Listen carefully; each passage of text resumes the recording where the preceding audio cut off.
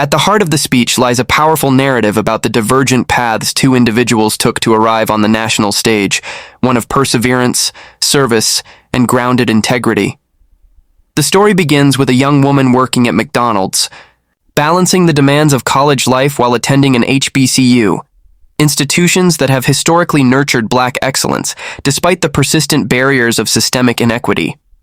This humble beginning is emblematic of so many Americans who strive for something greater, not because they have a safety net to catch them, but because they believe in the merit of hard work and the promise that dedication can lead to transformation.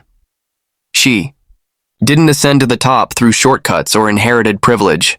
Her journey reflects a commitment to public service that was carved out in courtrooms and community meetings. Becoming a career prosecutor was not just a job, it was a calling. It meant standing up for victims, fighting for justice, and navigating the intricate balance between law and empathy. That path required not just intelligence, but compassion and resolve. These are not easy traits to cultivate in a system often marked by tough decisions and moral complexity. But she did it, and not for accolades or recognition, but because the communities she served mattered deeply to her.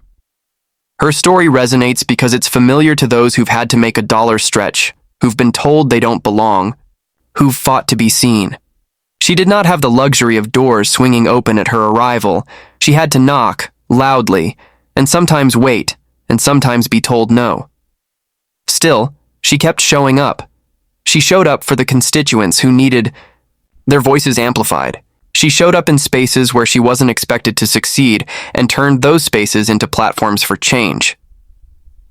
The contrast drawn in the speech illuminates not just a difference in background, but a difference in values. On one side stands someone whose resume reflects lived experiences, a deep understanding of the systems that shape everyday lives, and a career built on improving those systems from within. There's something profoundly respectable about rising through the ranks without a built-in ladder. It reflects an inner strength that can't be bought, a resilience shaped by both obstacles and a refusal to be defined by them. The juxtaposition of a rap sheet and a resume doesn't just serve rhetorical flair, it's a sobering commentary on what we value in leadership. A resume tells the story of diligence, accountability, and personal growth. It reflects years of education, community investment, and a record of making decisions that uplift others. It's a document built brick by brick, with every job, every title, every challenge overcome. In contrast, to point to the absence of that resume and to imply its replacement by notoriety is to challenge the very idea of merit-based advancement. There is a cultural weight to her journey as well. As a woman, and especially as a woman, of color, her rise within the political landscape pushes against the grain of a system that was not built with her in mind. It reminds us that leadership is not the product of dominance or bravado, but of empathy, listening, and commitment to justice. Her voice in the speech is both a celebration and a call to continue dismantling the myths about who gets to lead and why. Moreover, her story serves as a mirror to the American ideal, that we are not limited by where we start, but by how we respond to the circumstances we're given. Her life reflects that principle in action. She didn't inherit a legacy, she built one, and in doing so, she became a symbol of what it means to serve with purpose, to lead with humility, and to fight for a more equitable future. Her presence on that stage was not just political, it was poetic justice, a testament to how far one can go when they rely not on wealth or name, but on integrity, intelligence, and an unyielding drive to uplift others. In the realm of public debate, there exists a certain mythology about effectiveness, a blend of charisma, command of facts, quick wit, and the ability to both attack and defend with confidence. When someone is heralded as one of the most effective debaters in modern political history, that designation comes with expectations, clarity, poise, preparation, and the ability to sway both allies and skeptics through the power of spoken word alone. The assertion of such status, especially when made by a spokesperson during a high-stakes moment, serves a strategic purpose. It is intended to project dominance, to signal that no matter the setting or the opponent, the speaker in question will emerge unshaken. It's a calculated move in political theater, setting the tone before the curtain even rises. There is no need, according to the claim, for rigorous preparation or late-night sessions combing through policy briefs and potential rebuttals.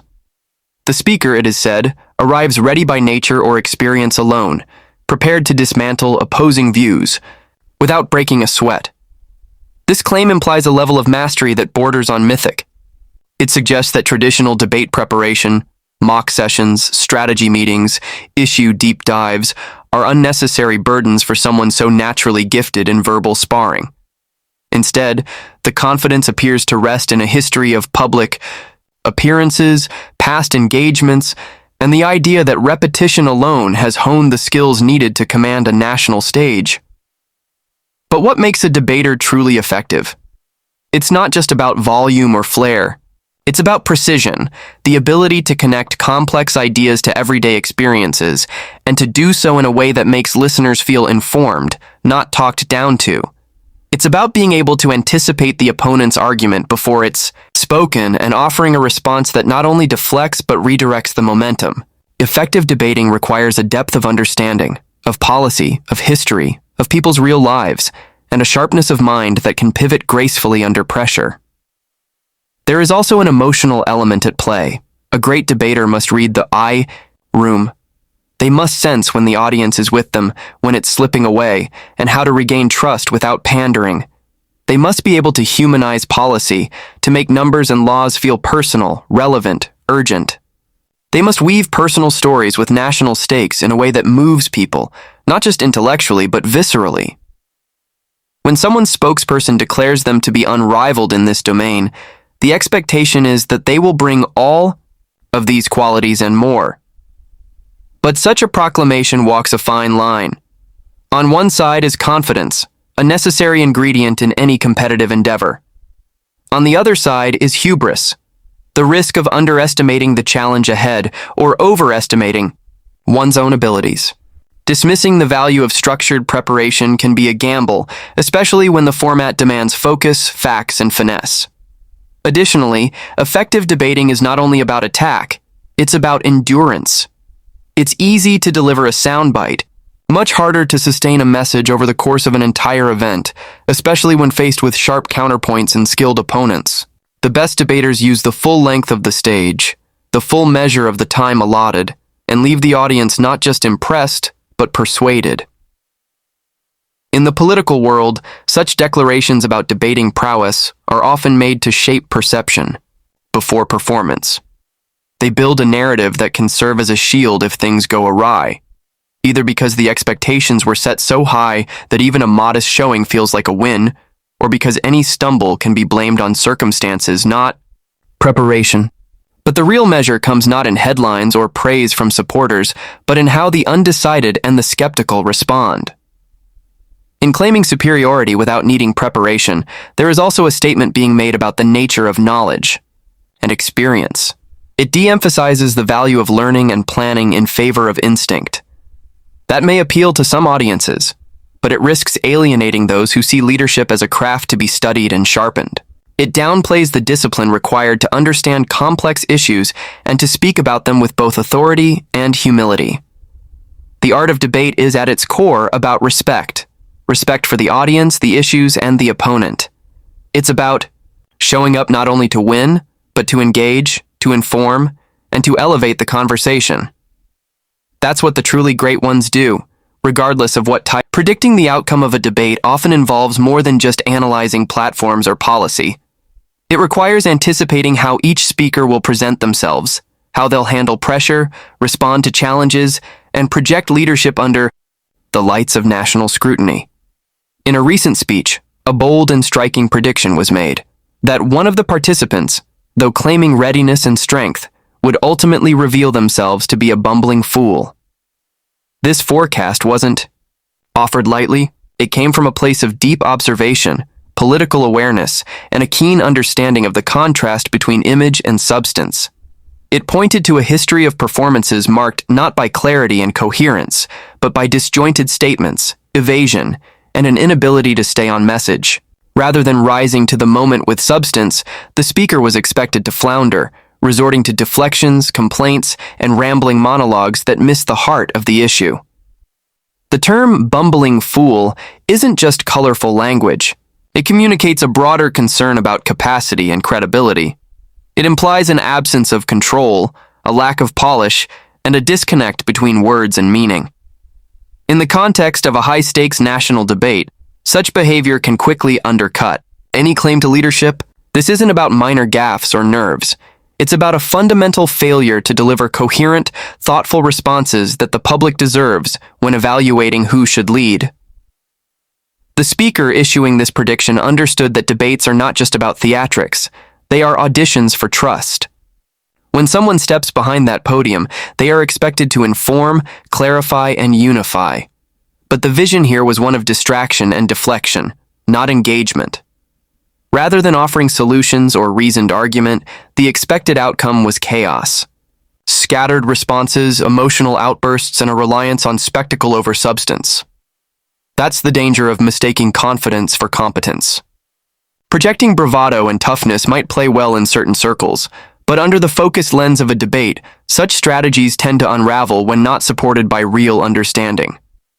The speaker in question may lean on familiar talking points or flashy rhetoric, but without the capacity to respond directly and intelligently, the result becomes transparent very quickly.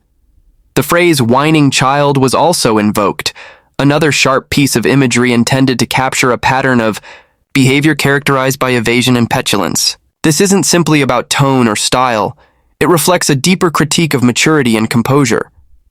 The prediction painted a picture of someone unwilling to take responsibility, quick to assign blame, and often caught up in grievance rather than governance. In a debate, that kind of demeanor is not only ineffective, it can be damaging. There's also a strategic layer to this framing. By setting expectations for a lackluster or embarrassing performance, it calls on viewers to watch more closely, to listen not just for what's said, but how it's said. It invites the public to assess for themselves whether the speaker rises to the occasion or collapses under its weight.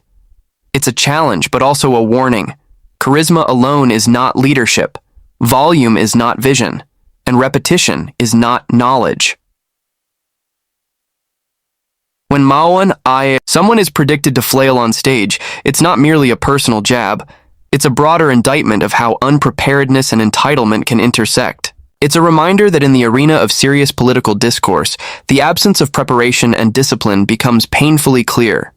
Viewers can sense when a speaker is dodging rather than answering, when they're performing instead of connecting. In a live debate, there's no place to hide from that reality. That's why this prediction resonated. It tapped into a common frustration many feel when leaders appear unmoored or unserious. In a moment when the country faces complex challenges, the idea that a national debate participant might resort to antics instead of insight isn't just disappointing, it's alarming. The electorate wants to see thoughtfulness, decisiveness, and clarity. If instead they witness incoherence and tantrums, the consequences can ripple far beyond the event itself. Ultimately, the expectation set forth was not rooted in personal dislike, but in experience. Past behavior and public appearances shaped a clear impression, one that informed the belief that, when tested in the crucible of live debate, the mask would slip and the performance would fall apart. This was more than just political theater. It was an urgent call to pay attention, to recognize the difference between spectacle and substance, and to demand more from those who seek to lead. There are moments in political discourse that transcend the chamber, moments that burst through the procedural noise and become cultural markers. One such moment came during a heated exchange in a congressional hearing when a single phrase, sharp, vivid, and unfiltered, ignited a reaction that rippled across social media, late-night commentary, and grassroots conversations. The phrase was unexpected, unapologetic, and unforgettable.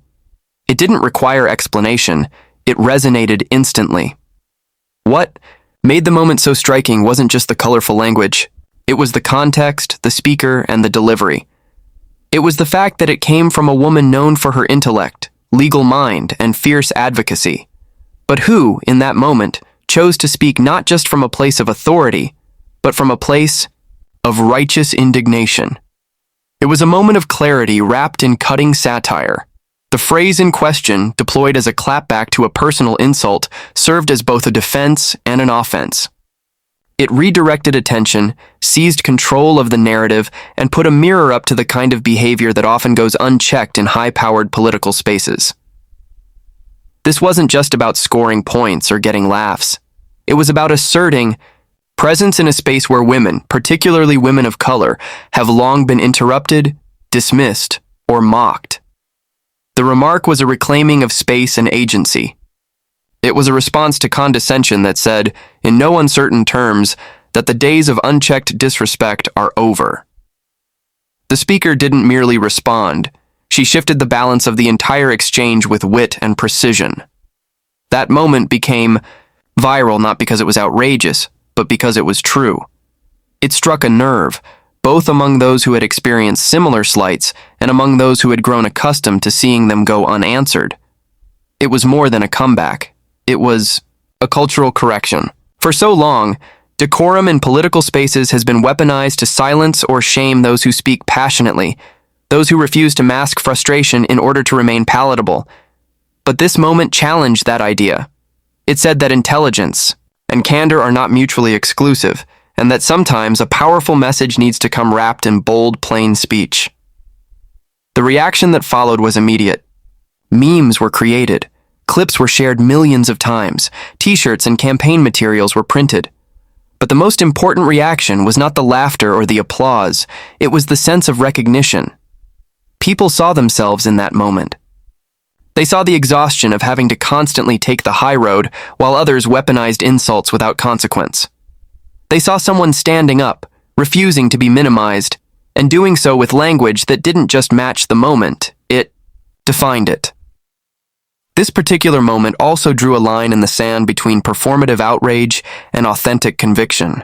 It exposed the double standards that exist in political discourse, where some can speak in cruelty and be called bold, but when others speak in defense, they're called unprofessional. It asked the public to re-examine who gets to be passionate, who gets to be expressive, and who gets to be human. In that light, the phrase wasn't a lapse in judgment. It was a moment of power, one that challenged the boundaries of political expression and redefined what it means to show up fully, honestly, and without fear. In many ways, that clapback became emblematic of a broader shift in politics, a shift toward voices that are unfiltered, unbought, and unafraid to speak in the language of the people. It marked the kind of engagement that doesn't rely on rehearsed sound bites, but on real emotion, real experience, and real talk. It made clear that authenticity resonates more than polish, and that sometimes the most effective way to cut through political posturing is with a single, searing sentence. Though the moment was rooted in a specific exchange, its implications were far-reaching. It reminded observers that strength in politics doesn't always come dressed in neutrality. Sometimes it comes dressed in clarity. Sometimes it sounds like a joke, but underneath it is decades of frustration, brilliance, and determination. Sometimes it's exactly what people needed to hear, not just to laugh or cheer, but to feel seen, heard, and defended. That phrase, repeated far and wide, became more than a meme. It became a movement of expression, a symbol of standing one's ground with dignity and fire. It reminded everyone watching that sometimes the most transformative political statements are the ones that speak directly, sharply, and without apology. What unfolded in that speech was more than a moment of political back and forth. It was a declaration of a new era in public discourse, one in which strength is measured not by who can shout the loudest, but by who can speak the truth with purpose and courage. It was a speech that dared to flip the script on expectations, reminding audiences across the country that leadership is not granted through legacy or volume, but earned through lived experience, preparation, and the willingness to call out injustice when it appears. In a climate where spectacle often drowns out substance, the speaker stood firm in substance. Every point made was rooted in fact, not fantasy, in reality, not performance. This was not a display of bravado. It was a masterclass in control. Each word, each clapback, each carefully aimed remark was not only justified, but necessary in calling out the hypocrisy, double standards, and shallow credentials that too often go unchallenged in high-profile arenas. What made the speech truly impactful was not just its content, but its delivery. The speaker did not just survive the confrontation, she dominated it with sharp intelligence, cutting humor, and unapologetic clarity. Where others might have folded under pressure, she leaned in. She made it clear that being underestimated is no weakness, but a weapon.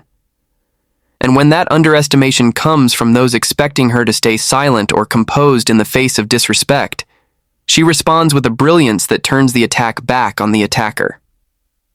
And yet, beyond the zingers and the viral lines, there was something deeper at play.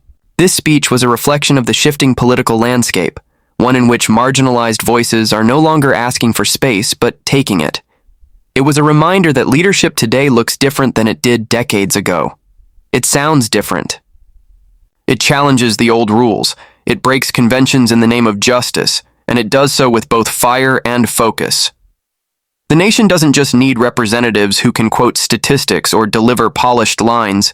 It needs fighters, people, who have felt the weight of the systems they seek to change, and who know how to articulate that struggle with both policy and passion.